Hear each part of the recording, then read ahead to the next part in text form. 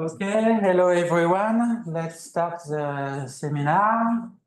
Welcome to the Montpellier Seminar in Ecology and Evolution.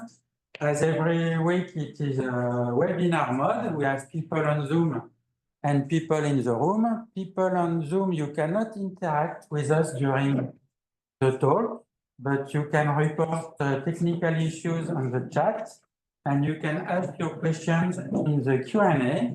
We will open your microphone during the question. And now I have the pleasure to introduce Camille Roux. Camille Roux is doing very imaginative research in speciation genomics. He did his PhD in Lille, then he did 3 postdocs, one in Sète, in the beautiful marine lab of Sète, second one in Lausanne, and finally a third one in Cambridge. And now he's a CNRS researcher in Lille at the Evo Eco Paleo Lab. And you will see he's doing very, very interesting research. Thank you, Camille. Hello. I will show you a study conducted by François Monet, who is here. François was my first PhD student in Lille, and now he works with Pierre Bourseau as a postdoc at ISEM. And during this project, François and the collaborators wanted to compare the dynamic of speciation between plants and animals.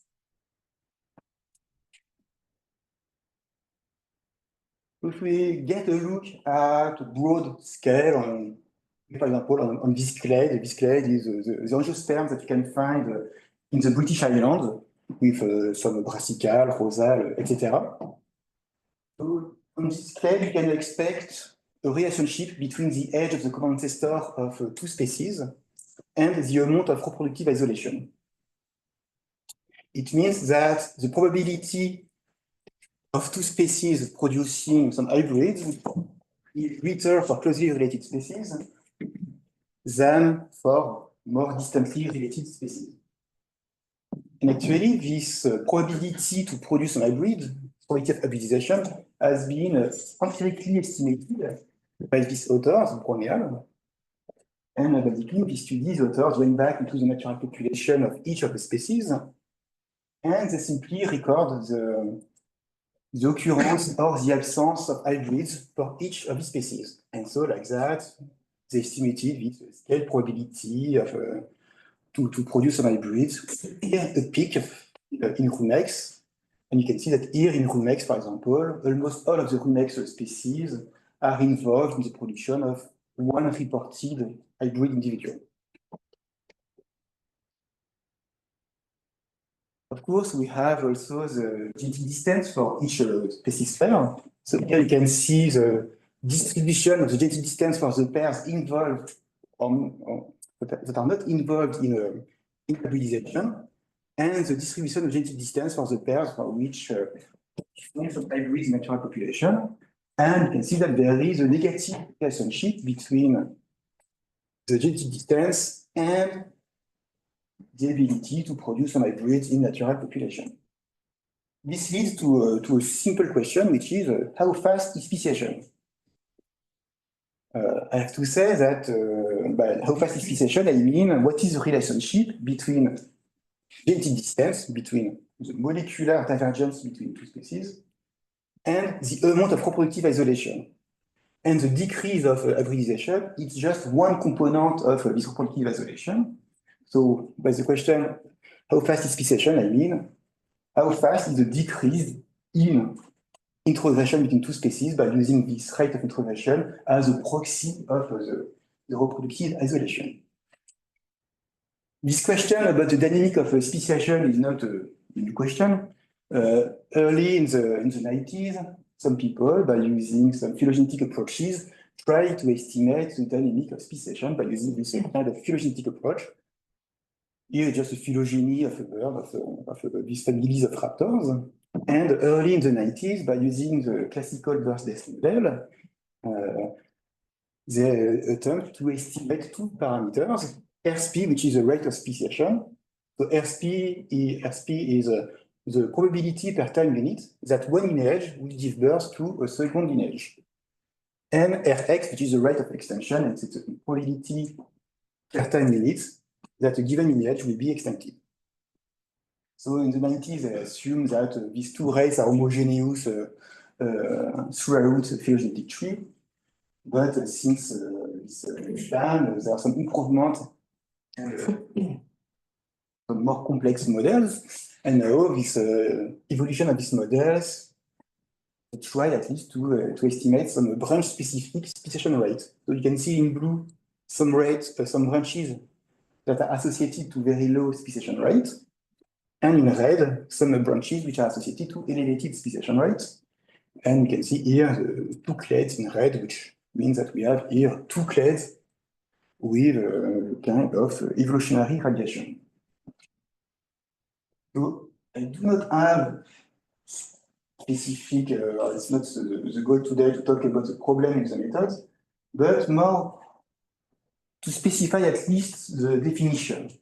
We know that there are some debate about the definition of the species, and so it means that there are also multiple definitions of speciation.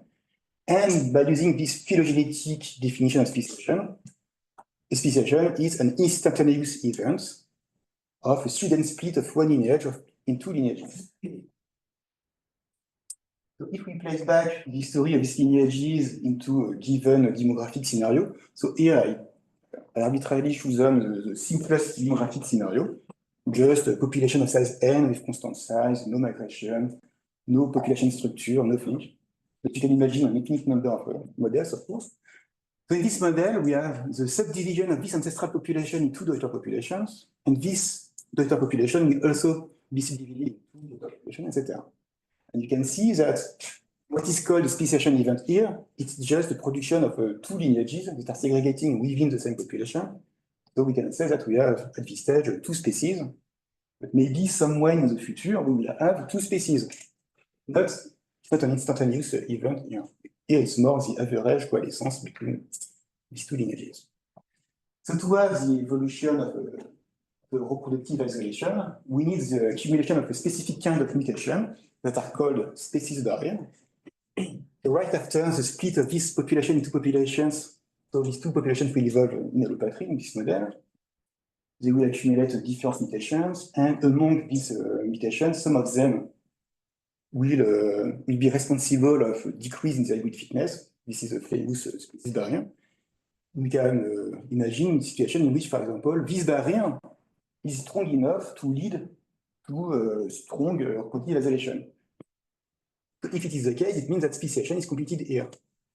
But it may be not the case. Maybe this mutation here is a barrier, but just a small barrier with a small effect. In case you need the accumulation of this barrier plus this barrier. And so the speciation is not close to the phylogenetic speciation, but it takes more time. So here, it was just to talk about the dynamic of speciation at the phylogenetic scale. And we can address this question, which is, do we expect an association between the speciation rate at the phylogenetic scale and the rate of accumulation of species barrier? If it is the case, it means that these two processes, the phylogenetic speciation and the accumulation of species barrier within populations, share some common factors. And if it's not the case, like here, we can say that the accumulation of species barrier have nothing to do with the phylogenetic speciation. So maybe what you infer with this method, it's not a process of speciation which is related to some ecological or geographical factors, but not to the accumulation of species barrier. So here it's for the phylogenetic scale. And at the population scale, speciation is not an instantaneous event, it's a continuous in time process of accumulation of a species barrier. And you can roughly subdivide this process in 3 steps. The first generation is immediately after the split of this ancestral population in 3 populations. Here we have A and B, which are very closely related. We do not expect the establishment of species barrier. And so, because of this absence of species barrier here, we can assume that all of the genic positions share the same probability of being progressed from A to B or from B to A. So basically here, A and B are too recent. Because they're too recent, we have no barrier, and because there is no barrier, the gene flow is homogeneously distributed along the chromosome. And this is how I define the population from the same species. It's when gene flow is homogeneous through the chromosome, because of the absence of barrier. After a few number of generations, when the first species barrier became established between A and B, there is establishment also of a genomic heterogeneity in aggression rate, with some genomic regions which are linked to species barrier, and so here gene flow is reduced, and genomic regions which are not linked to species barrier, and so here we have the possibility that A and B share some alleles via migration. So in this situation, A and B cannot be considered being two populations from different species because they're too different, but they're still able to produce some hybrids, and these hybrids are still able to cross, etc. And so we can consider them as two different species. So this is why we call A and B as being two semi-isolated species. And one question that we can address is how many mutations do we need on average to start to detect the effects of the first barrier? And finally, speciation is over when all of the genomic positions are linked to a species barrier, and so gene flow is completely interrupted. And this situation I will call A and B as being two isolated species.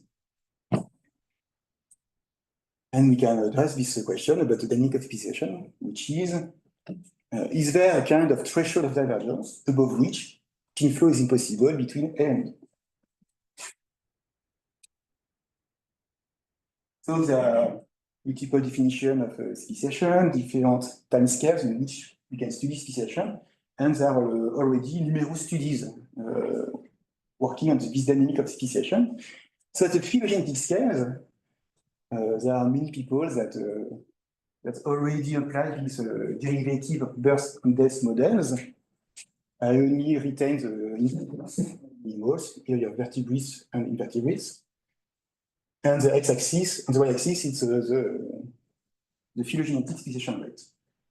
And on average, the speciation rate in plants is 5 to 6 times greater than animals. Here it's on quite broad phylogenetic scale. On a shorter time scale, what I call experimental time scale, some studies did some QTL analysis in order to determine the genetic architecture of the reproductive isolation. Actually, there are less studies doing QTL than phylogenetic approaches because, well, it's more complicated. So basically, it's more known in Mimulus and in Solanum, and animals, basically, it's just Drosophila. So people did some QTL analysis in order to know the genetic architecture of the reproductive isolation. Most of the time, it's the male sterility.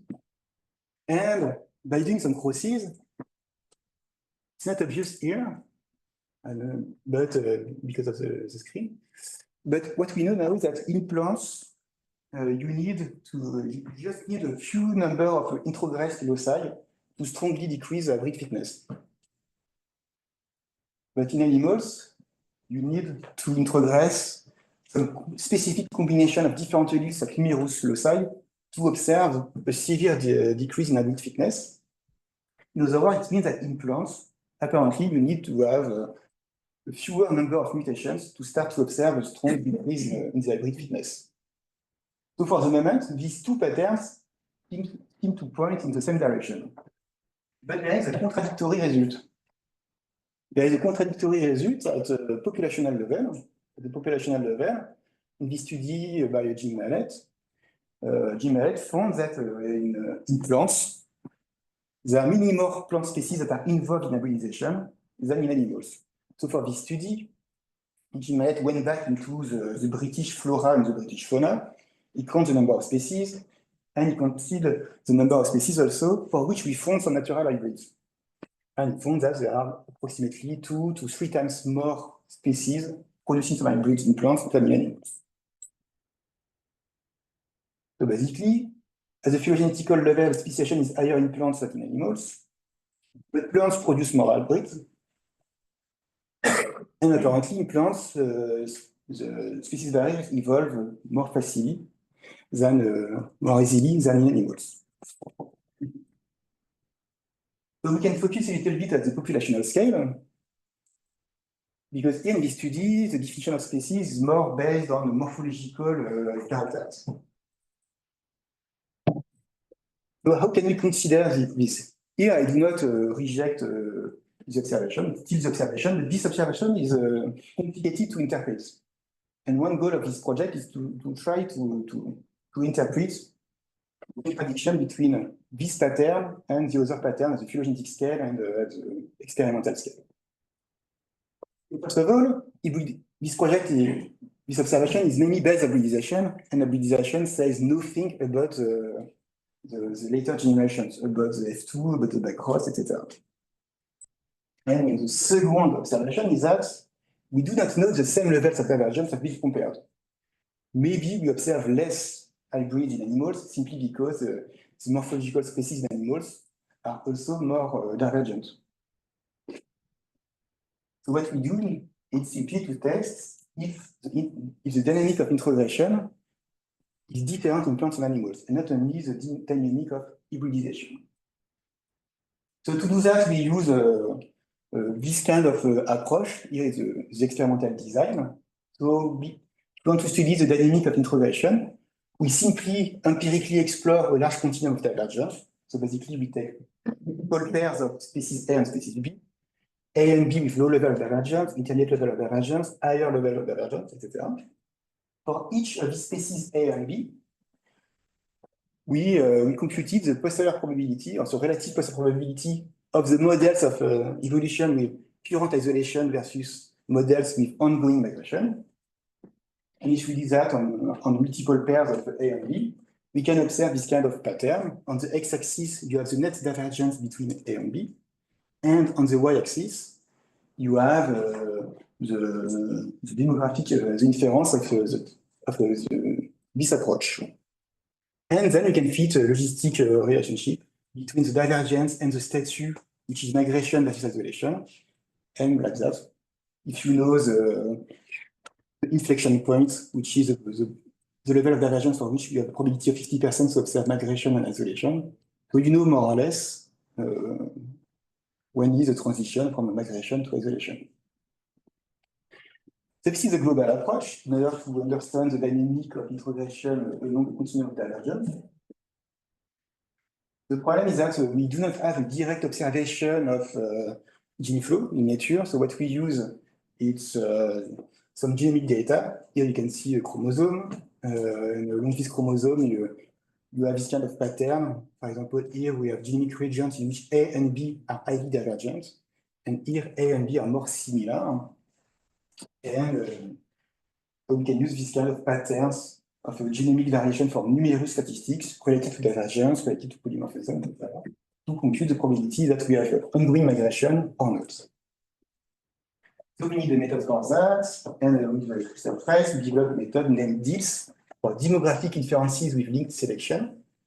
And without going into the detail, DILS perform two kinds of model comparison. The first one is a comparison between demographic models. Basically, compare different models, including some ongoing migration, versus a categories of models with current isolation. Models with ongoing migration, we have models in which migration is constant since the population, since the ancestral population, and some models in which the gene flow is the result of a secondary contact after an allopatric phase. Okay, this is for the demographic models.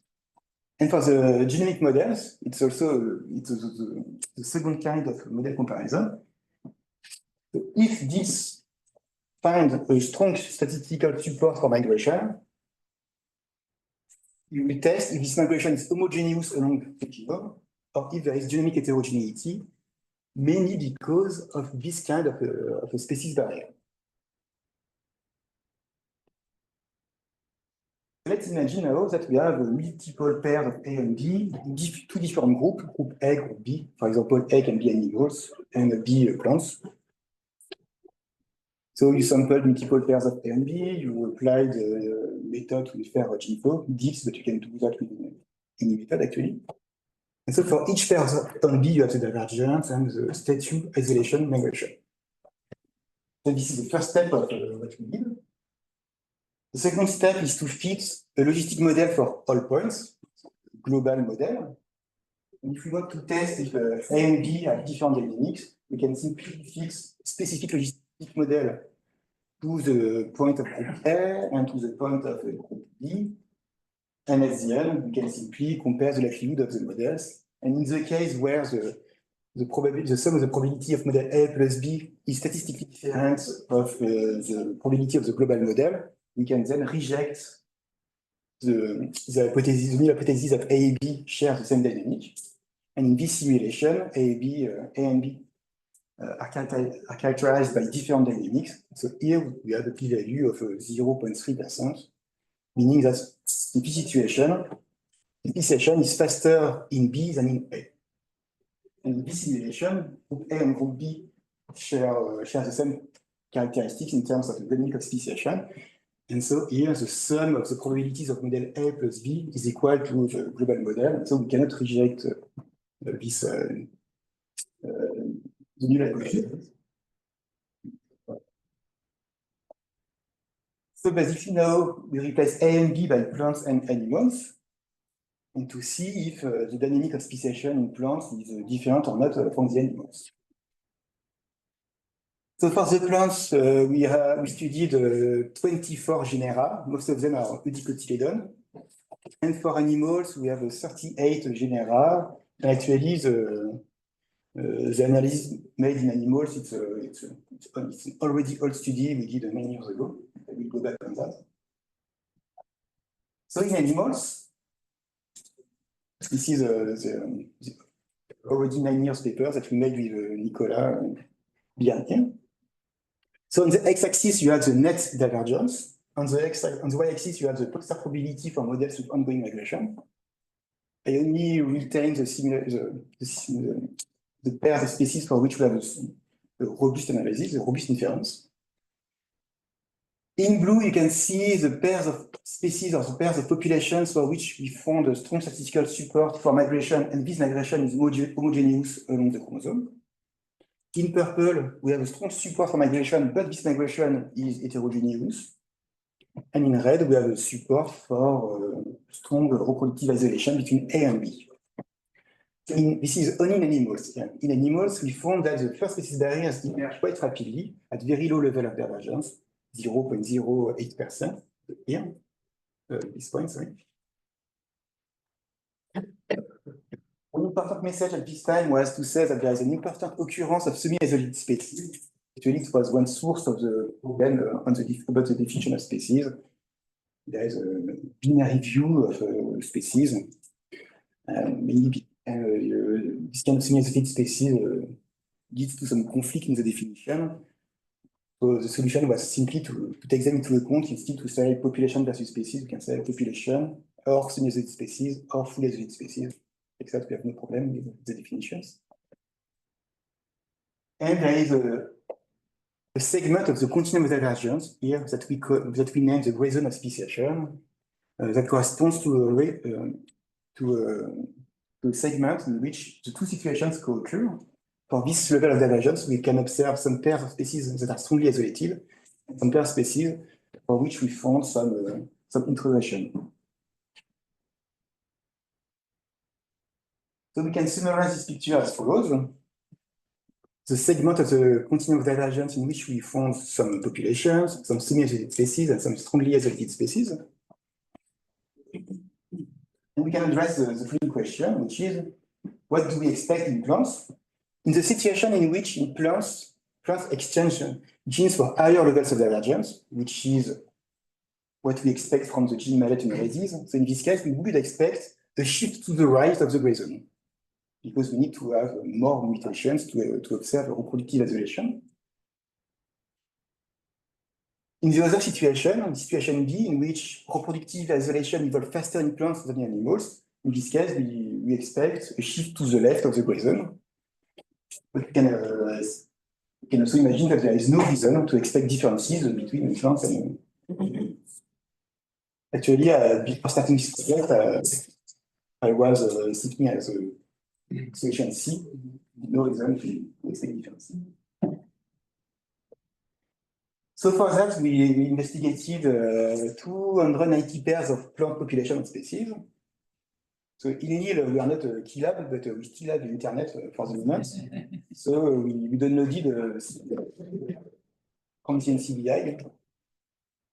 So we downloaded sequences by using different criteria. We only wanted NGS datasets, ARSET, RNA-seq, or genome sequencing.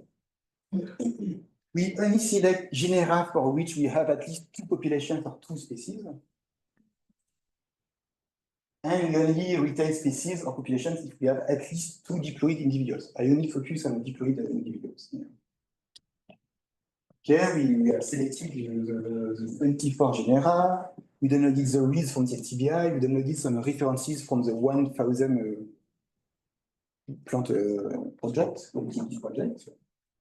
We did the same mapping as for animals, the same encoding as for animals, and we use the same inferential method than for the animals. And this is what we observe. So on the x-axis, you still have the divergence. On the y-axis, you have the result of the demographic inference. Here, if you have a strong support for migration, here a strong support for isolation. In green, the plants, and in orange, the animals. Actually, the pattern is quite strong. What we observe is that plants seem to stop introgression for levels of divergence which are 6 times lower than in animals. So the 6 times lower, it's when we compare the inflection point of the orange curve to the green curve. It seems that in plants, there is a quite rapid integration of gene flow compared to animals. We also observe that the emergence of semi-exotic species occur for very low level divergence in plants. So in animals, it was at 0.6% of divergence to observe semi-exotic species. In plants, it's 0.2%. And we also found that in plants, we have a complete reproductive isolation for very low level of divergence, for level of divergence which are 3 to 4 times lower than animals. So overall, it seems that at the populational scale, in plants, you do not need to have a lot of divergence to observe a strong reduction in the introgression. So we have 2 contradictory patterns. We have more hybridization in plants, but we have less introgression in plants. So it's something that which is hard to interpret. What we try to do to try to propose a solution for this contradiction is to do an analysis in which we focus on the pairs of species for which we have a migration. So we only work now on pairs of plant species and animal species on which we have a migration. And we want to know if this migration is more the result of a secondary contact after an allopatric phase, or if it's the result of a continuous migration since the ancestral population. So this is what we have done. We analyzed each of the points, we did this comparison. And you can see in animals, for example, in animals, almost 80% of the pairs of animals for which we have a support for migration, that migration is more the result of a continuous migration. But in plants, we have 55% of the pairs of plants associated to migration, for which this migration is the result of a secondary contact.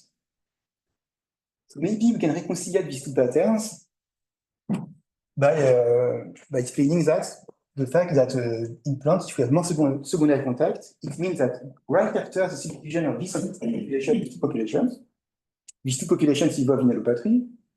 It means that they differentiate for molecular markers, but also for morphological markers.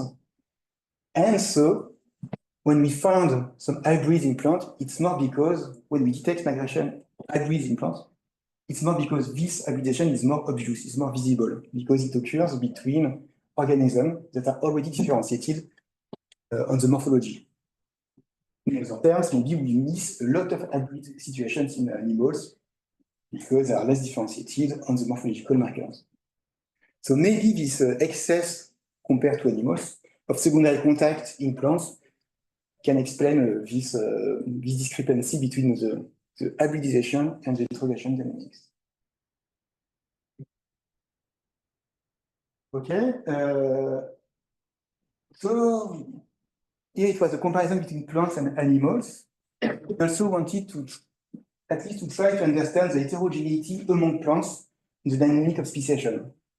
Some plants, for the same level of divergence, are able to hybridize, and some others are already isolated, and we wanted to understand which factor can explain that. So the most obvious factor was that we can test at least was the effect of a mating system. It's an oversimplification of the expectation, but one expectation, not the only one, is that the sampling rate increase the accumulation rate of barriers, because if you increase the sampling rate, you decrease the dispersal.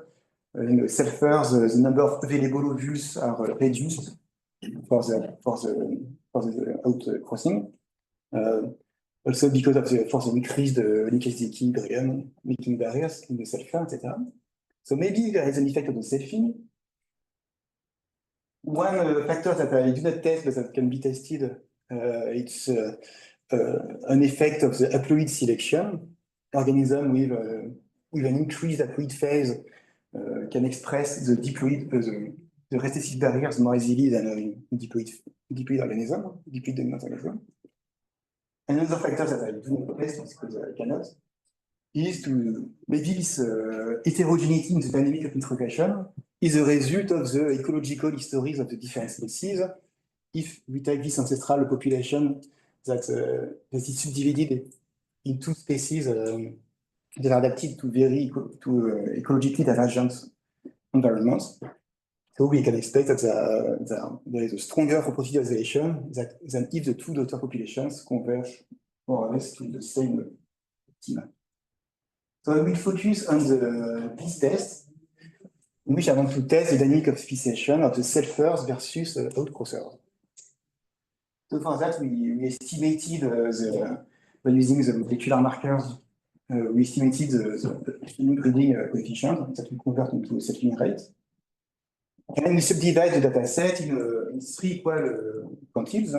So we have the low sulfurs, so the crossers, which correspond to the 33% of the species for which we have the lowest sampling rate. We have 33% with the mid sampling rate and 33% with the highest sampling rate. And actually, it's tempting to say that if you increase the sampling rate, there is a slight shift to the left, but this shift to the left is not statistically significant. So we do not observe an effect of the sampling rate. And maybe it's due to our samples. Here you can see the distribution of the sampling rates that we have estimated in the plant data set. And basically, the highest sampling rate we observe is a sampling rate of 80%.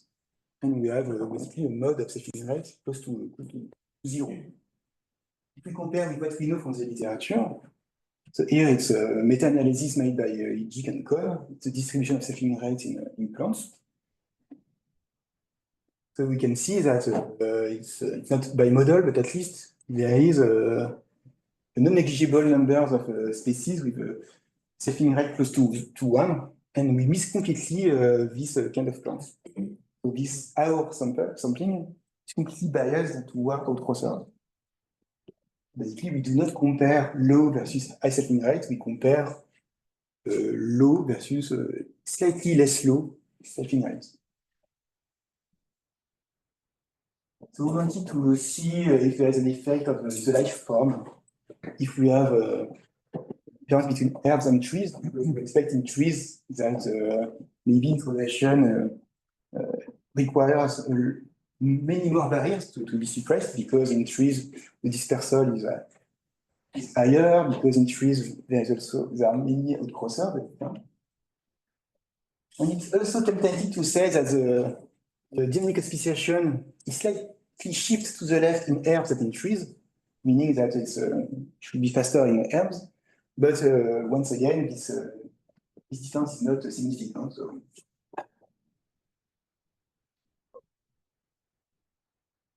Just to do some very global conclusions on this project, the François PhD we show that at least the dynamic of introgression, I mean the dynamic of reduction of introgression, is stronger in plants than in animals.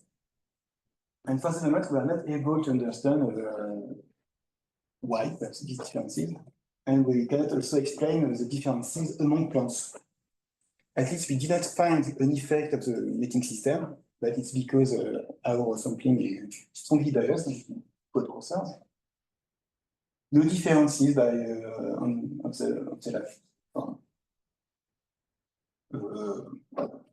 Maybe I was fast. I just wanted to do some kind of advertisements.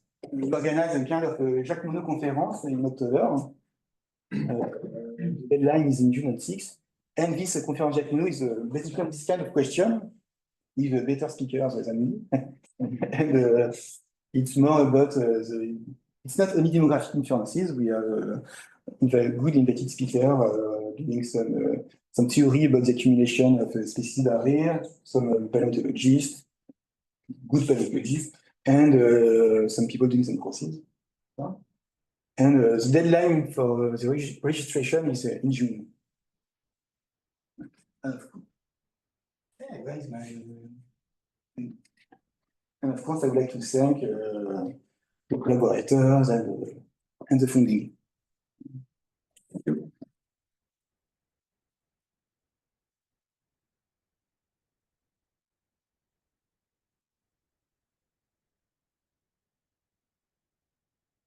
Yes. I start. Thanks a lot for this talk. Kind of in animals, at least, we know that a lot of post-zygotic isolation is caused by Arden's rule and sex chromosome, and there's plenty of evidence about this. So, question, kind of obvious question, is whether you try to investigate the possibility that this was influencing the speciation rate. Well, I know that not so many plants have that. Actually, it was just the question is also there is another factor which I think might be interesting in terms of animal is the occurrence of polyploids in plants that are often involved in speciation, much less in animals. So that's two factors that might be really relevant. Maybe trying to. It's true that the Arden rule was a clear argument that was invoked before to explain that we expect more hybridization in plants because the sex chromosomes are rare in plants and more frequent in animals. But the sex chromosomes. Or you could make the reverse argument. Are more gene flu in plants? Because you could argue that because you got more species with sex chromosome in animals, then you expect a lot of quick accumulation of isolation in animals.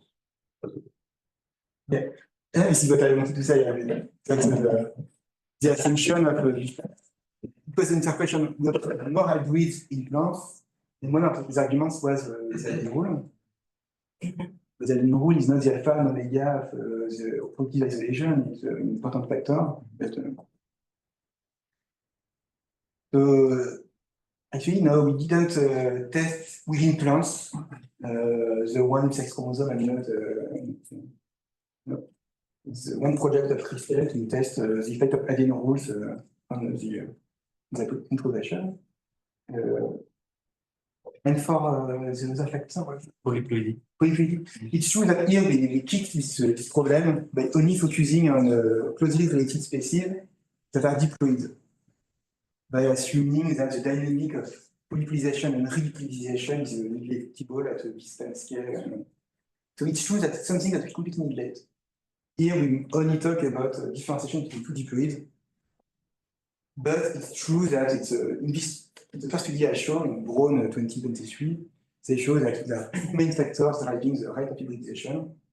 the genetic divergence, but also differences in level of fluidity level, which decrease strongly the hybridization. But to make things easier, here I wanted to focus on the same level of fluidity, which makes things easier to. If I got it right, when you do your comparisons, for instance, between small plants and big trees, you have normalized time by generation time. And so if you remove that and you say real time in years instead of doing time in generations. No, here the time is clearly the molecular clock. It's clearly the number of differences. So I take my system, for instance. I've got calcid wasp growing on a group of developing on a group of plants. The plants, the clock is ticking very slowly because it's reproducing very slowly. The insects, the divergence between the species, it's huge just because it's ticking faster. So if I look at speciation in itself, it's much more in my calcid wasp because simply more generation. I think. But in animals, we try to see the effect of the generation time. It didn't work with animals. I can say it differently also. When you look at, we say, okay, speciation is faster in plants than in animals. Then we say, okay, I look at calcid wasps, just a smaller subsample of insects, 500,000 species. I look at land plants, angiosperms, 300,000 species. So not just small part of animals is many more species. So speciation is clearly faster, while it's slower. It's because it's species based on the morphological character. This is molecular. Okay.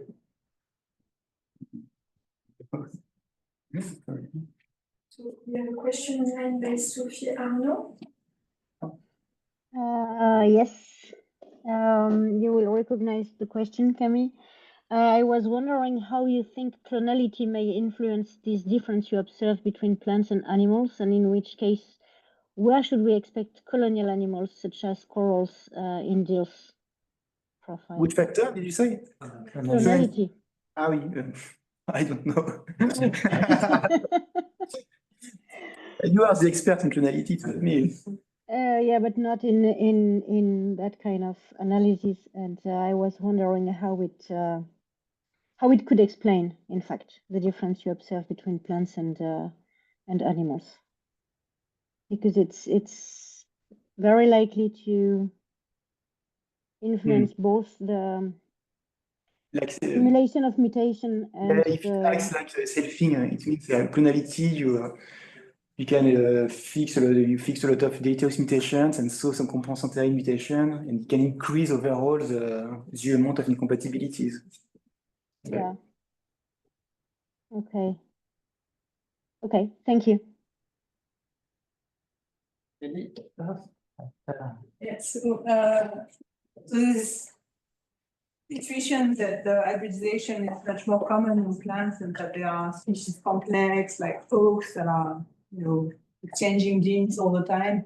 So it seems to be a bit contradictory with the finding that actually isolation evolves faster in plants than in animals. So it becomes complete very quickly. So you think this idea about hybridization being common in plants is just wrong, or is it just like looking at different things actually? Like my perspective for the moment, we likely miss a lot of hybridization introduction in animals.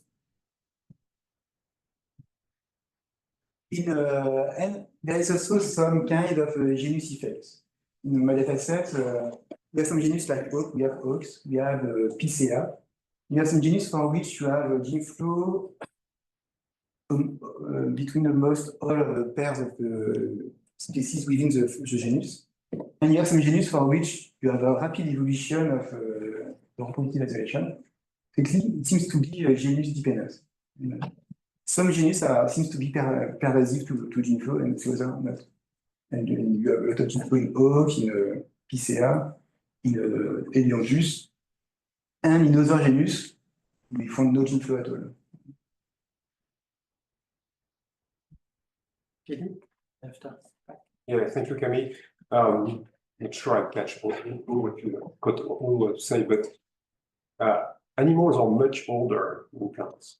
Probably three times at least the plants you are Yes. considering here.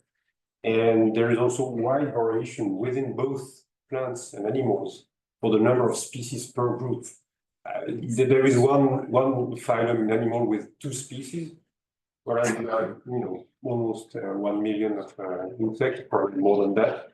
Fins probably more knowledgeable about that.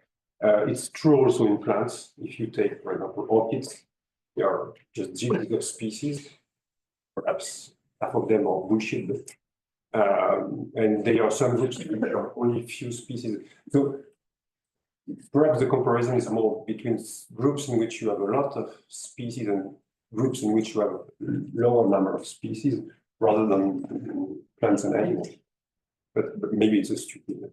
But maybe it's, for me, it's not clear if the number of species is also the product of this dynamic speciation. And, but from the edge of the plant versus animals, it's true that maybe what we observe here, because most of the plants are angiosperms with quite more recent ancestors than the animals.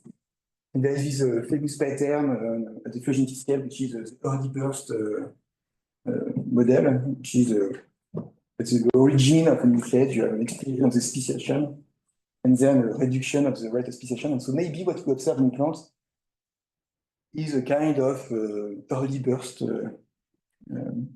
pattern. But it's not clear for me if, because this common ancestor is still 300 million years ago. Can we say that we are still in this learning step? I don't know. But it's hard to know if groups with many animals have many animals because you have this elevated dynamic. Something that we want to. It's one goal actually of NRNR we started is to compare the number of species barriers within the radiation and outside the radiation to see if there is an association between the radiation and the speciation.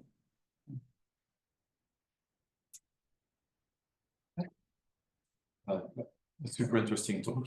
Thank you. I have two questions, questions related to the first thing you said, that your guess is we might be missing a lot of hybridization in animals, and I think I completely agree. And I think it's mainly because in animals so far we've only recognized mainly either highly divergent morphological species or sympatric species, and a lot of speciation is allopatric, and recently diverged species don't overlap. They still are allopatric. It takes apparently much more time to evolve the capacity to be allopatric. So we're splitting a lot of the animal species, and as we split them, the number of hybridization, the proportion of hybridizing species increase. If you take the taxonomy of maybe reptiles in Europe 20 years ago, nothing would hybridize. If you take the current taxonomy, everything hybridizes across hybrid zones. So I think I agree that as we understand better, I don't think we have a split, because we recognize the semi-species that we did not recognize before with genetic methods. We see the semi-species that we didn't see before. So if you want to put them in species or not, that's another question. But the semi-species were missed, now they are recognized, and the number of hybridizing taxa increases. So that leads to a question that maybe to see if in plants, sympatry evolved quicker than in animals. That could be one of the explanations, because hybrids are usually recognized when they involve sympatric species that have different morphological characters, as you said. So that would be the first question. I do not know if in plants you have more sympatry, because in plants what we have, if we take the average level of FST in plants within the same genus, on average, in plants you have higher FST levels than in animals. Whatever the scale, that's regional scale, continental scale, and whatever the mating system, you always find a higher level of structure in plants than in animals. So maybe it's also a cause of why we have more rapid speciation in plants, because they also tend to be more structured rapidly than in animals. For me, plants are not more in sympathy than animals. And then the other question was, so is there more hybridization and less integration?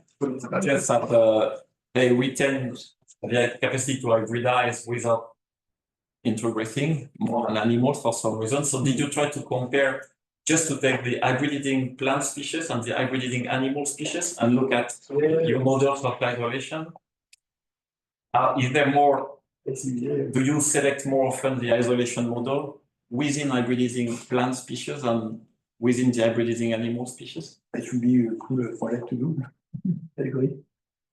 To go back into the British flora, for which the hybridization is well studied, and to see if actually we still have integration after hybridization. In the plants and animals that you selected, you did not look for which ones hybridized in the wild. No. That would be another. I took what I can from the NCBI. I did some clustering analysis. So can I jump in here right now because I had a question about that. So how do we deal with data generation in terms of different genome? Because at this time, there might still be a lot of heterogeneity in the quality of different genome, and your ability to detect heterogeneity might still be highly biased by the type of data, whether I'm trying to see as a whole genome and the quality of the different genes. How do you, for example, in mosquitoes, if you look at the island of differentiation, there are in part that are super highly repetitive and one you cannot call many SNPs. In mosquitoes, in the Anopheles mosquitoes, the island of differentiation you see are highly repetitive regions. And so if you do that in mosquito, you will find isolation or migration. Well, you call them semi-species for those that are studied, for sure. But the area that are actually that was supposed to be speciation island back in the past, and it's much more complex than that. But this area, usually you don't Maybe call them with your classic SNP connect system. I don't know if there is a bias between plants and animals from this. Yeah, that's my question. Do you see an effect of that, or can you look at that? I don't know if the data are more dirty in plants or animals. No, but I don't know. It's really type of the type of data you are using. What we did actually, we did the analysis because we have it's not a proxy of the quality of the data, but we did this analysis by splitting because in plants we have whole genome data set, RNA-seq and RNA-seq. You can there is no effect of the sequencing technology at least.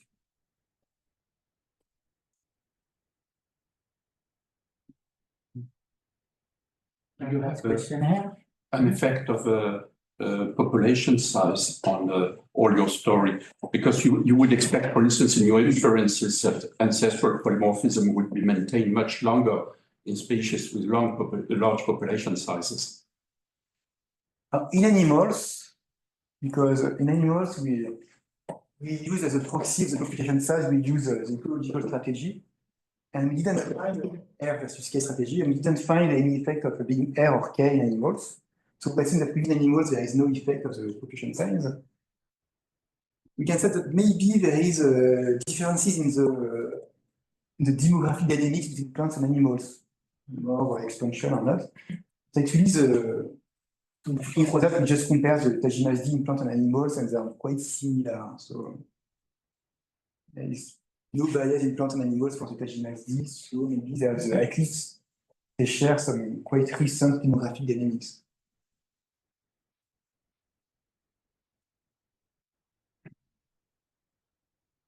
Yeah, Philippe, yeah. Just you said that maybe an explanation was higher genetic structure in plants, so that would mean like differences in dispersal, basically. So can you test that? Can you test this? I mean, if it's true that difference is really coming from its capacity to build isolation, can you relate your measure to? Because among plants, there are also differences in the inflow and like the oak trees disperse pollen super long distances and stuff like that. Can you test that? Not with this data set, because you need for this to measure this kind of isolation by distance pattern, you need a specific sampling design. Something something I'm really curious about is to compare these patterns of isolation by distance in plants versus animals. Because in plants we say, okay, of course they can disperse, but they are still immobile, and the dispersal, it's not, dispersal, it's not just a matter of distance, it's also a matter of the modality of a dispersal. If you disperse randomly at a long distance, it's not the same that the migration of a group of animals can be also long distance, but with a common partners together. So for me, dispersal is not just a matter of dispersal, of a distance. And I think I have 20 years of work to understand this pattern. But for the dispersal, we can compare the distance of dispersal, which is one component of the dispersal, but we can also need to take into account the randomness of dispersal, which is in plants higher, I think, than in animals. But you use just a measure of genetic differentiation, FFT or something, which would integrate all what you say. Ah, I see. Yeah, you want to continue the discussion? A new question? Last new question, and then Was just another idea that might be interesting, but probably difficult to test, would be that in animals you may have, in some cases, problems leverage due to mitochondrial nuclear interactions, and in plants you will add on top of that layers, particularly with plants which are kind of a large genome, so maybe that's something to explore. I'm happy because if we talk about the main differences between plants and animals, the first one is the existence of the chloroplast, which is specific to plants, at least non-parasitic plants. And there are two effects. Maybe the chloroplast is one additional source of conflict between the nucleus and the cytoplasm. And there is a recent paper in PNAS saying that we expect a negative relationship between the mutation rates at the mitochondrial level and the number of barriers. The idea was to say that most of the mutations in the mitochondria are deleterious, so you have a compensatory mutation in the nucleus. If the mutation rate in the mitochondria is high enough, you completely relax the selection of the compensation. And what we know also in plants is that the mutation rate in the mitochondria is lower than in animals. So maybe the fact that in plants you have the chloroplast and the mitochondria, and both chloroplast and mitochondria have a lower mutation rate than the animal mitochondria. So maybe we have two explanations for these differences between plants and animals related to the cytoplasm. It's possible that and one idea to test that would be because you have in plants you have 40 emergence of a parasitic plants. They still have chloroplast, but the chloroplast is less functional. So it would be funny to see if in chloroplast you have more in parasitic plants, you have more gene flow than in non-parasitic plants. To test the chloroplast. Okay, thank you very much, Camille.